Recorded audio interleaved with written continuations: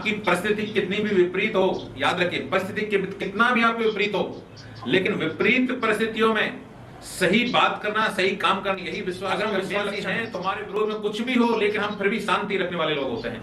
आमीन। तो हम प्रभु का धन्यवाद देते हैं आज के लिए, और आज हमें परमेश्वर भोजन खिलाए, आज हमें परमेश्वर आत्मा का अच्छा भोजन दे। लेकिन उससे पहले मैं प्रार्थना करता हूं पवित्र आत्मा से कि आप सबके भी कान खोले परमेश्वर, आप सबके हृदय में वो बात पहुंचे, और जो परमेश्वर आपको कहना चाहता है वो आप सही तरीके से समझ सकें। ये पवित्र आत्मा आपने क्वेश्चन आपके साथ शेयर किया, हालेलुया। और क्या किया था? अगर आप सिलेक्टेड हैं, you are the selected person, अगर आप प्रभु यीशु मसीह ने आपको सिलेक्ट किया है तो क्यों किया है, उसके पीछे कारण क्या है, और मैं प्रभु ये कहना चाहता है मैंने तुम्हें क्यों चुना है। इसका मतलब यह है कि प्रभु जानना चाहता है कि आपको ये बात पता है कि नहीं, मैंने तुझे क्यों सिलेक्ट किया। और जब हम ये बात जान जाते हैं तो हम एक जिम्मेदारी के साथ, उस प्रेम के साथ हम आगे बढ़ते हैं। लेकिन हमको पता ही नहीं होता कितने मार्ग, किधर जाऊं क्या करूं। ये जीवन में विडंबना होती है मसीह लोगों के जीवन में। सेवा करूं, दूसरों को देखूं, या नौकरी करूं, या संसार में चलो। मैं आप सबका धन्यवाद देता हूं, इस बात से मैं बेहद खुश हूं। देखिए सबसे बड़ी खुशी की बात क्या है मालूम है आपको? आपने ढूंढ किया, आपने खोजने की कोशिश की। आप भले ही जो वचन आपने पढ़ा है, परमेश्वर बहुत सारी बातें गहराई हैं वचन की, लेकिन आपने कोशिश किया, ढूंढा, और प्रभु इस बात से खुश होता है, वो आनंदित होता है परमेश्वर जब आप उसकी खोज करने लगते हैं। और हमारा मुख्य इच्छा यानी मुख्य उद्देश्य यही है कि आप प्रभु को जानने के लिए कुछ अपने आप में अकेले में खोजना शुरू कर दें। और जब आप ये कोशिश करने लगते हैं, सच मानिए, यकीन मानिए, प्रभु आपके पास में, पवित्र आत्मा के पास में, कान में बोलता है, हमें बताता है, और फिर हमें धीरे धीरे सही मार्ग पर चलाना सिखाता है। तो ये सबसे बड़ी अच्छी बात है। आप लोगों ने अलग अलग वचन शेयर किए, सभी में प्रभु का वचन अपने अपने तरीके से बात करता है। लेकिन सबसे बड़ी खुशखबरी यह है कि मेरे सभी हमारे प्रिय भाई बहन, जो बच्चे हैं, बड़े हैं, भाई बहन, सभी ने खोजने की कोशिश की, यानी ढूंढने की कोशिश किया। और यीशु मसीह ये कहता तुम मेरी राज्य, मेरी धार्मिकता खोज करो। और जब हम खोजते हैं, प्रभु का जीवन हमारे अंदर आने लगता है। हालेलुया। चलिए मैं आपको एक वचन शेयर करता हूं और उसका गहराई साथ एक शब्द से मैं आपको बात करूंगा। आप एक बार फिर से आप पढ़ सकते हैं यशायाह 43 का 10, ठीक है? 43 का 10 पढ़िए कोई भी। यहोवा की यह वाणी है, तुम मेरे साक्षी हो और मेरे दास हो, जिन्हें मैंने इसलिए चुना है। बस रुकिए। देखो हमें पढ़ने का मतलब यह है, पढ़ने का मतलब क्या होता है, हमें आंखें गड़ा कर चलना है। एक बार क्या है, मैं और मेरा एक दोस्त, हम कहीं गांव से आ रहे थे, किसी दूसरे गांव से, रात में 8-9 बजे की बात है। मोटरसाइकिल पे वो ड्राइविंग कर रहा था, मैं पीछे बैठा था। चलते चलते धीरे धीरे बात करते आ रहे थे, लेकिन अचानक उसको पर्स दिखा, और फिर पर्स खोला तो उसमें कुछ पैसे थे, कुछ ऐसी बहुत सारी चीजें थी। तो लोगों की आंखें गड़ाकर जो चलते हैं, उनको कुछ न कुछ खजाना मिलता रहता है। मेरी आदत नहीं है, मैं कभी सड़क पर देख के चलूं, तो मैं सोचता यार ध्यान से चलते तो कुछ न कुछ तो खजाना मिलता है। तो आप बाइबल पढ़ते हैं तो नजरें गढ़ाकर पढ़िए। आपको चलना नहीं है, आपको सिर्फ पढ़ना नहीं है। पढ़ने का मतलब सिर्फ पढ़ना नहीं है, आपको पढ़ते पढ़ते नजरें गढ़ानी है कि क्या कह रहा है वचन। देखिए सुनिए ध्यान से, यहोवा की यह वाणी है, सर्वशक्तिमान परमेश्वर जो एकमात्र पिता है, उसकी यह वाणी है, तुम मेरे साक्षी हो। यू ऑल, मैं भी, आप भी, हम, परमेश्वर क्या कह रहा है, तुम मेरे साक्षी हो, हम उसके गवाह हैं। देखिए परमेश्वर के गवाह हम हैं, परमेश्वर हमको अपना गवाह बनाता है। आप विश्वासी हैं, आपने परमेश्वर को नहीं देखा, लेकिन आप जब बोलते हैं, लोगों को बात करते हैं, यीशु मसीह काम करता है, यीशु मसीह जिंदा खुदा है, मेरे जीवन में ये काम किया, आप परमेश्वर की गवाही देते हैं। तो वचन यहां प्रूफ करता है कि तुम मेरे गवाह हो, साक्षी हो, और क्या कहता है, मेरे दास हो। आप अपने आप को मालूम नहीं, कुछ समझते या नहीं समझते, लेकिन परमेश्वर आपको अपना दास कहता है। दास यानी आपको सबसे खास बताता है। देखिए दास को कभी भी आप नीचे मत देखिए। दास कहने का मतलब क्या होता है, दास वो होता है जो सबसे घनिष्ठ कामों को, सबसे क्लोज कामों को करता है। देखिए हमारे देश के प्रधानमंत्री, राष्ट्रपति के पास बहुत सारे नौकर होते हैं, पूरी फौज होती है काम करने के लिए, लेकिन कुछ तो गेट पे लगे होते हैं, कुछ उसके बगीचे में लगे होते हैं काम करने के लिए, कुछ खाना बनाते हैं। लेकिन कुछ दास ऐसे होते हैं, कुछ नौकर ऐसे होते हैं जो उसी के साथ सोते हैं, यानी उसके कमरे में रहते, क्या जरूरत पड़ती है उसको, हर एक छोटी पानी भी उसके अपने हाथों से पिलाते हैं। तो ऐसे खास लोगों को दास बोला जाता है। तो परमेश्वर क्या कहना चाहता है, तुम मेरे दास हो। परमेश्वर क्या करेगा, क्या नहीं करेगा, बिना कुछ बताए, हमारे बताए बिना कुछ नहीं करेगा। प्रभु अपने दास लोगों के लिए स्पेशल ये आशीष रखा है, जब वो कुछ करेगा तो हमें बताएगा। कि मैं ये करना। आप अब्राहम के बारे में जानते हैं, जब वो जो सदोम अमोरा को नष्ट करने जा रहा था, तो परमेश्वर ने सोचा क्या मैं अपने दास को बिना बताए, अपने मित्र अब्राहम को बिना बताए उसका नाश कर दूं। तब परमेश्वर ने अब्राहम से बात किया कि मैं उसको नाश करने जा रहा हूं। तो ऐसे ही हम ऐसे दास बनना चाहते हैं क्या हम परमेश्वर के खास बनना चाहते हैं क्या? अगर आपको खास दास बनना है, अगर आप दास बनना चाहते हैं, प्रभु के खास बनना चाहते हैं, तो आगे लिखा है जिसे मैंने इसलिए चुना। देखो, दास लोगों को परमेश्वर चुनता है, कोई नहीं चुन सकता उसको, कोई बना नहीं सकता। ऐसे नहीं बना सकता कि चलो हम तुम्हें प्रभु का दास बना दे, कोई नहीं बना सकता। जब तक परमेश्वर आपको चुनता नहीं है, आप दास नहीं बनते, याद रखना। इसलिए चुना है, किसलिए चुना है?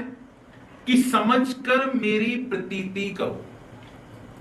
मैं जो क्वेश्चन पूछना चाहता था, मैंने तुम्हें क्यों चुना है?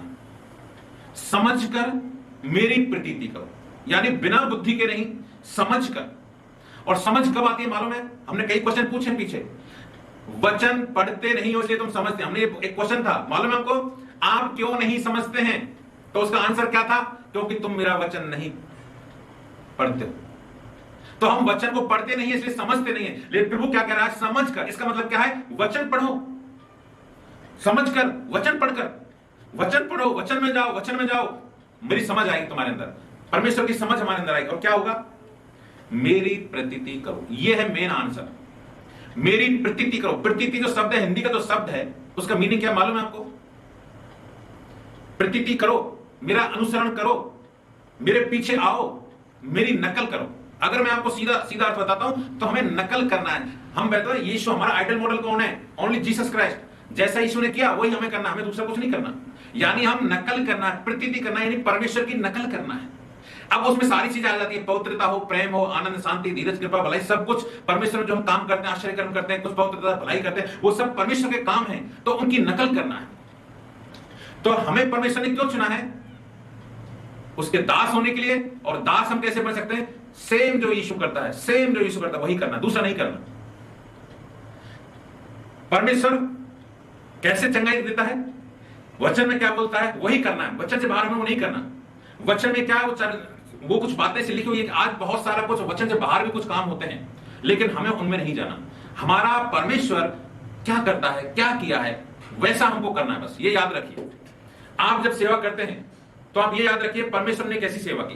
यीशु मसीह ने मुर्दों को कैसे जिंदा किया, दुष्टात्माओं को कैसे भगाया। आज बहुत से परमेश्वर ने कभी दुष्टात्माओं को लात मारा गया?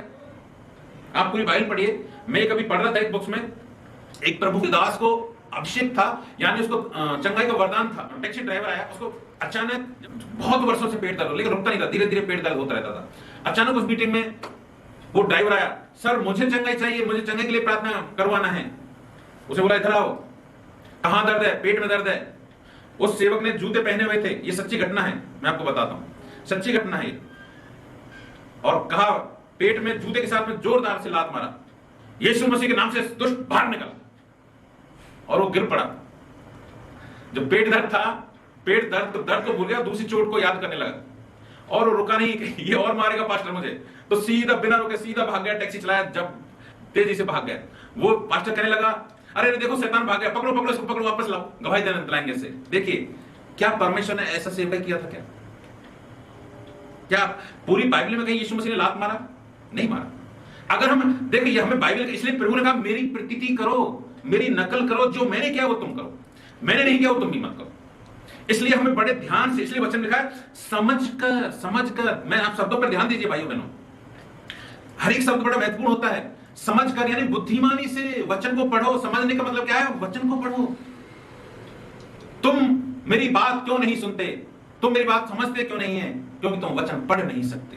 ये हमने एक पहला क्वेश्चन यही था, यूहन्ना 8:43 में लिखा था। अब उसी क्वेश्चन का रिलेटेड आंसर यहां आया, परमेश्वर का समझ कर।